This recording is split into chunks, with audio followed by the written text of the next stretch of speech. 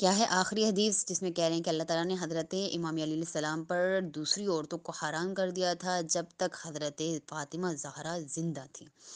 ابو بصیر کا بیان ہے کہ میں نے پوچھا کہ اس کی کیا وجہ تھی؟ امام نے فرمایا وہ عوارض زنانہ سے پاک و پاکیزہ تھیں۔ علامہ مجلسی فرماتے کہ اس تعطیل کے دو جو احتمال ہیں، پہلا احتمال ہے کہ دختر پیغمبر صلی اللہ علیہ وسلم ماہانہ عوارض سے پاک تھی، اس لیے امیر المومنین حضرت امام علیہ السلام کو کسی دوسری عورت کی ضرورت ہی نہ تھی، اس لیے اللہ تعالیٰ نے ان کی زندگی میں حضرت امیر پر دوسری عورت کو حرام قرار دیا تھا۔ دوسرا احتمال یہ ہے کہ خاتون جنت اپنے مقام و منزلت میں کوئی ثانی نہیں رکھتی تھی، اس لیے ان کی عظمت مانے تھی کہ ان کی موجودگی میں جناب امیر کے گھر میں کوئی اور عورت آتی۔